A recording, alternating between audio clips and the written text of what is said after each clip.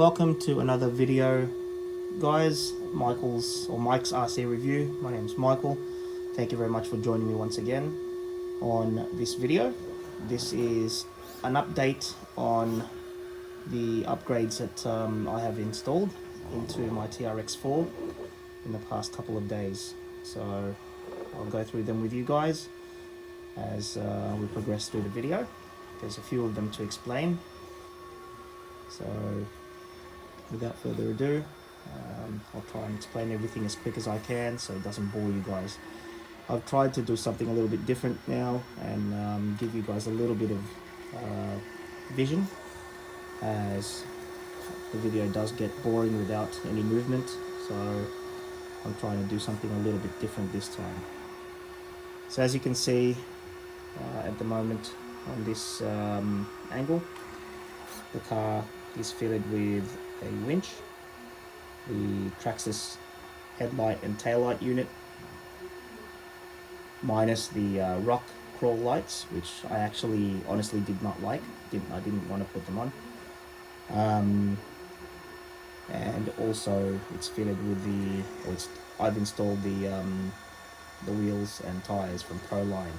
So it's got the Proline Shooter 1.9 inch alloy composite wheels, bead locks, and it's also got the Proline BF Goodrich KM3 rock crawler tires, and it's got Yea Reacing bumper, or bullbar as we call them here in Australia, along with the Yea Reacing winch, which there is a story that goes behind the winch and the bullbar, or the bumper, which I'll explain to you guys in detail.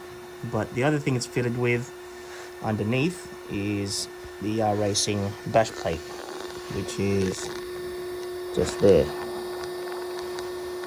So it's slowly getting an undercarriage upgrade, but very slowly, because as I said to you guys, I will only upgrade this as budget allows. So at the moment the budget has gone over, so I'm trying to, of course, minimize the expenditure as much as I can. Being that we are in the middle of COVID-19, it's very hard not to spend, because at the moment, living in Victoria, in Melbourne, Victoria, and it's early July, it's now the 2nd of July 2020, and our state government has just declared another lockdown in Victoria. So that means we're going to be indoors for quite a while longer. So that will make it very hard not to spend money, because that's about the only thing we can do is buy things on the internet, on eBay or other websites that we normally wouldn't even be looking at if we were working. So just giving you guys a little bit of a look into the wheel articulation and body flex of the TRX4. Now the suspension has not been upgraded yet on this system, on this car, which is probably one of the only things that has not been upgraded yet. And just FYI, I'm not using diff locks at the moment. It's just on low speed on the transmission. The noise you can hear is from the speed controller's fan, which I have kept operating. For those of you who don't know or haven't seen the previous videos, I am running a Hobbywing Axe 550, Z-Run 550, which is a 3300 kV motor, and a 60 amp cooled brushless speed controller. So it's a brushless system. Along with the Hobbywing Axe 550, I've also got a Power HD 25 kilogram steering servo, which is at the moment set to 23 kilos, because I'm limited by the 2-speed transmission servo, and also the diff lock servos, which can only run on 6 volt. Until I can upgrade them to the Power HD TR4s, which are high voltage. They are also waterproof at $36 Australian each. I'll have to run low voltage, but until then, once I do upgrade them to the Power HD servos for the 2 diff lock servos and also the transmission servo. Once I do upgrade them, I can go to the 7.4, which means my steering servo will be running 25 kilograms at 0.11 seconds response rate. So the steering servo I've changed, the transmitter I've changed to a 6-channel FlySky GT5. It does say GT5, but it's actually a 6-channel. I've upgraded it to a LiPo as well. It is capable of taking a LiPo without any modifications. The only thing is my LiPo doesn't fit inside the transmitter battery holder, or battery tray. So I've just mounted that outside for now until I can buy a LiPo that's small enough to fit in there. But any old 7.4 will fit in there, 2S 7.4. Beauty about this system is it does have ABS and stability control. And it's also got a lot of active features in there, which you probably don't need. In fact, I've disabled most of them. The only time I really activate the ABS braking and all the other driving aids are when I'm actually using it as a basher, or when I'm using it as a fast car, which is hardly ever the case because this is a crawler. So, as you can see there, everything in its flex entirety. Now the wheels that you can see on the roof and also the rear are the tires and wheels that I had on this originally when I bought it, which I upgraded automatically or initially. They're the steel Sunraysia wheels, 1.9 beadlocks, which are unbranded. They're not branded. I think they're called OZ 4x4, Aussie 4x4 in brand, but I never really kept them on because when I upgraded to the Proline tires, it wasn't seating properly on the rim. The tires weren't seating properly, so that's what prompted me and actually forced me to buy the Proline beadlocks, which I don't regret because they do look good. The shooters are a good looking wheel. And guys, if you're looking for a very, very easy beadlock wheel and tire package to fit, you cannot go past a set of these Prolines. Mainly because it only took, I think, 10 minutes per wheel to install, and they are seated very firmly onto the wheel so they don't slide off. And the BF Goodrich tires offer a scale look and also scale performance. I am very happy with the Yea Reacing steel bumper. It added front weight, which I needed. The Winch, which also added front weight, which I wanted and needed, and adds a scale look to it. You can actually buy the remote control module or the wireless module for the winch. However, at the moment, my winch switch is mounted in here. So the way I activate the winch is basically just do that, and it takes the winch out. So until I buy the module for it, I'm actually running it manually. But once the budget permits, I'll be buying the wireless module for that as well. So that's basically how you deploy and retract the winch. Works pretty well. I mean, there's nothing wrong with the way I'm doing it now. It's just a little bit of a pain, obviously, if you are running this on a scale trail. I guess the technicalities are you're going to have to run the switch or put your finger in the wheel well, front right side wheel well, to run the winch. But the winch as a whole is good. It's a good winch. You'd think, however, as I said, there's a story behind this. Yea Reacing bullbar, Yea Reacing winch, you'd automatically think that they're compatible with each other. And I did ask the hobby shop, Hobbies Direct, in Melbourne, Geelong, or Geelong, Melbourne, Victoria. However, their guys are obviously not experienced enough to answer the question properly, because they said this winch is completely compatible with this bumper, with this bull bar. Absolutely incorrect. In fact, if I could swear on YouTube, I probably will, but I'm not going to. It's complete BS. I had to drill 4 additional holes on this to get this winch to fit. because I could not be bothered returning this and getting another winch. All they really had to do, and I did ask them this when I bought this bumper, I did ask the question if this particular winch, I gave them the part number, I gave them the part number of the bumper as well, if these were compatible with each other. He said yes. He said, well, as a guess, they have to be because they're the same brand. Very much incorrect. And this is why I asked so many questions, and this is also why I upset a lot of hobby shops by asking so many questions. But see, he did the salesman's mistake. He made the salesman's big mistake of guessing and preempting. He basically assumed, sorry, it's assumption, not preempting. So he assumed that just because they're the same brand, just because they're both 1/10 scale items, that they automatically fit with each other. Incorrect. All he had to do was get the packet of the bumper and also get the packet of the winch, put them together, mount the winch on top, and he would have automatically seen that they would not fit. The base of the winch I couldn't use because it protrudes here, which means I would not be able to use this, which came with the bumper. And the other thing was the motor here. If I was to mount the winch on the center, which is where it's supposed to be, this part here would not fit because there's a step on the bull bar, and the motor would protrude out this way over here.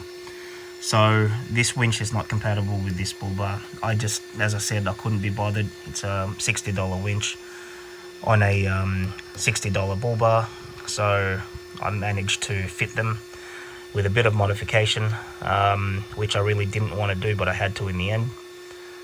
So it now fits, it now works, it works perfectly, but it's obviously off center. Okay, so I guess to the keen eye, they're the ones that would notice this, but to an untrained eye, it doesn't really matter, it doesn't make a difference, it works, it does what it's meant to do. But that's, guys, if there's one thing I can advise all the time if you're buying stuff online, is even if it pisses them off, force them to check, force them to have a look and do their jobs, because that's what they get paid to do. They get paid to give you the correct information. If they don't know something, their job is not to guess, their job is to find out. I've been selling cars myself for a long time, real cars, and the last thing that a customer wants to hear when you're selling them an expensive car is I don't know. But then the next worst thing that you could do is say something that you're unsure of and you'll guess, okay? Because if your information is correct, in which this case it is, it just makes them look stupid. And you know, they're a hobby shop, they should know that. In saying that though, I deal with them, I do like dealing with them because they've got a lot of stock availability. For example, the bumper, the winch, the lights, the servo. A lot of those things are not available at my local hobby shop here in where I live, and unfortunately there's no other hobby shops that supply them, even in the whole Australia.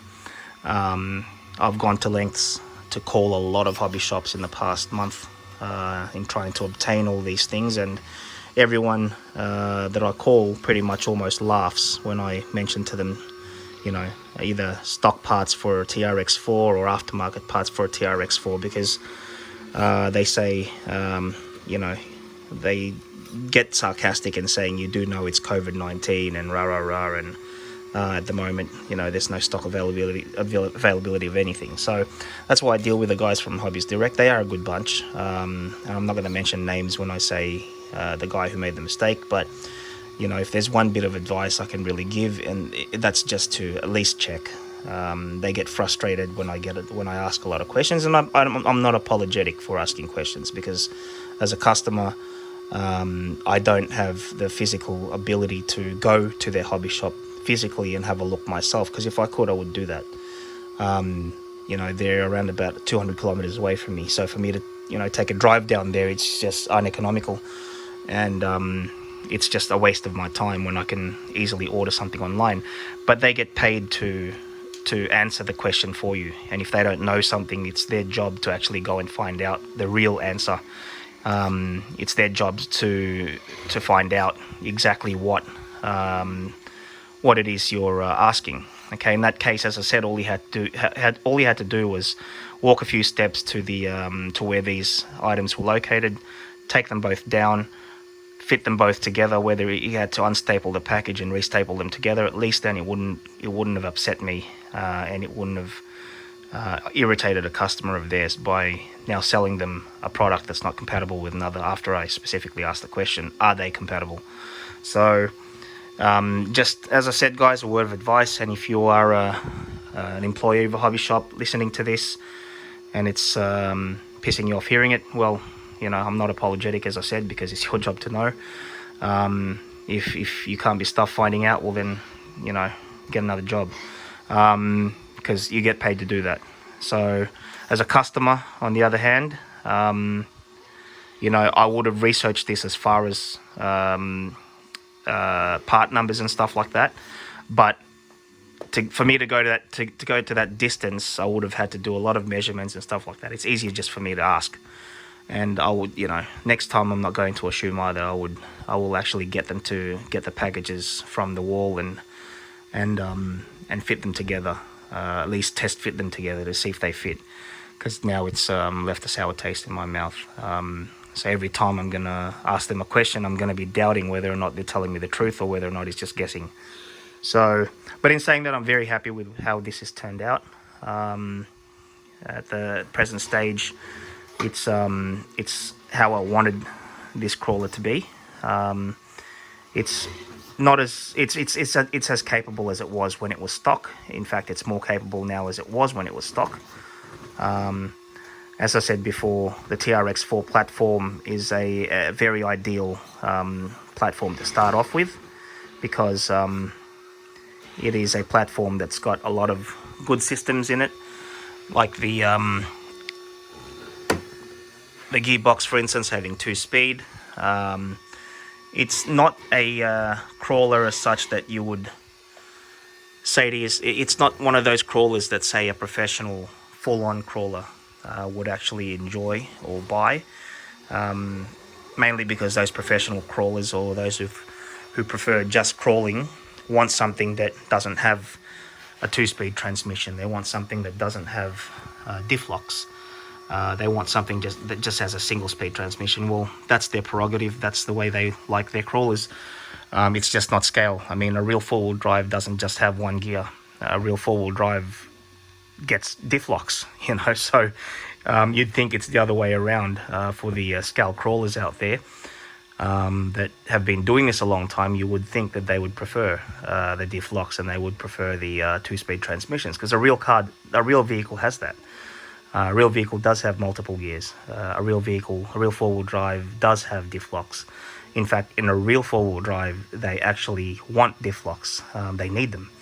So if you want to do something scale, then be scale, and this is the most scale thing that you can get at the moment off the shelf. So out of the box, ready to run, it does come with the diff locks, as I said, albeit with weak servos. I absolutely hate the servos that are in this. First of all, they're low voltage only, so I can only utilize 6 volts, even though I've got a high voltage steering servo. I have to utilize the 6 volts on the actual 2-speed transmission servo and the diff lock servos. But as I said, that's something you can upgrade now. I was told by several hobby shops that you cannot upgrade them, because no other servo manufacturer manufactures a servo that would fit where those servos go. And there you go, that's also incorrect. In fact, several people on the internet have found out that the Power HD TR4 fits in and will substitute the diff lock and the 2-speed transmission servos just fine. And there's also another brand out there, which is, I think, Eco Pro or something along those lines, that do a servo. In fact, it's a sub micro servo, not a micro servo. It's a sub micro servo that you're going to need to get if you want to replace those the diff lock servo and the transmission servo. So my next upgrades will be the servos, and it will also be a new set of shocks, springs, because the other weak point of this car, unfortunately, are the shocks and the springs. They just don't have the performance that I think this car is capable of. I've tried several and various adjustments. I've tried different oils, and it's the same. Like I want a little bit more height from the rear, and I want a little bit more flex as well. A little bit more.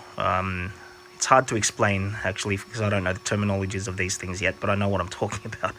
So I'll conclude this video here, guys. I know it's been a long video, but hopefully I've given you some insight on what you can do with this car. Look, my setup here, and it's not to brag, it's not to show off or anything like that. My setup here, unfortunately for me, is not cheap. The car alone is a lot of money, and if you look on the internet how much an Axe 550 combo is with the Hobbywing Axe 550 combo, Power HD 25 kilo waterproof metal geared servo, the TRX4 Traxxas lights, the Yea Reacing bullbar, Yea Reacing winch, the Yea Reacing bash plate for the front, the Proline wheels, beadlock wheels, and the Proline tires, and those El Cheapo wheels and tires there that I'm now using as spare tires. If you calculate all them in Aussie dollars, you'll get a little bit of a shock. I'm pretty much almost halfway to how much my X-Cub is worth, and that surprises me. So, because this is just for something that stays on the ground. But in saying that, I enjoy the hobby. It's opened my mind to the crawler market, and how scale you can get these things to look. I guess my next project, if I was to continue on with a crawling game, because I love the Defender shape so much, I will stick to the Defender shape again in the next build, as boring as that will be for you guys, or that may be. But I am eyeing the RC four-wheel drive Guirlande 2 D110, or maybe even the D90, because I've already got a D110. I've already got a 110, which is this, so I might get the 90. I'm very interested in the box 90, yeah, box 90, not the pickup.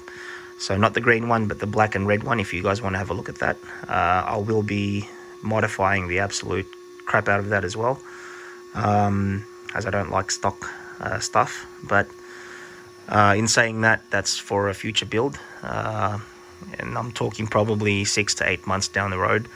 I'm still gonna complete this. I've got a lot of things to do to this yet. I'm pretty much three quarters of the way through where I want this to be. So a few more cosmetic items and a few more undercarriage upgrades. Undercarriage meaning the shocks, the springs, more underbody protection, so more armor on the undercarriage side of things. Probably the mesh grille around the rear windows, and probably just a couple of other lights, so side lights, rear light, IPF lights for the front, real door handles, rear door hinges, real door hinges, real hinges for the bonnet, or hood is what our friends in America call it, and also real grills for these two things here. And then I will get a body shop or a panel shop to paint the roof black, and also the hood black as well, or the bonnet black, just like the Orange Adventure version, but mine's obviously yellow, so it'd be good to see it like that. And maybe, look, if enough people watch this, maybe you can comment as to whether you want to see this car in, or this TRX4 body in black hood and black roof, just like the Orange Adventure version. Comment on the comment section, and I'll see how many people comment whether they want it stock or whether you guys want to see it black, and I'll go from there. So thank you very much for joining me, those guys that have watched. I know these are just amateur videos. It's very hard for me to hold the transmitter, record, hold my iPhone, take the video, and also drive at the same time. So I thank you for your patience in just listening, and I'm sorry this has been a long video, but until the next video comes, hopefully you'll join me once again and listen in on what new items I've put on. But until then, please stay safe. COVID-19 is still around. It looks like it will not be going away for a long time. My warmest and most heartfelt regards to all our brothers and sisters in the United States, Brazil, and everywhere else around the world that is suffering from COVID-19, especially the people who have lost loved ones. Our deepest, most sincere condolences to you guys, and hopefully you guys are staying safe and practicing good hygiene and good social distancing. So God bless everybody. Until the next video, peace out.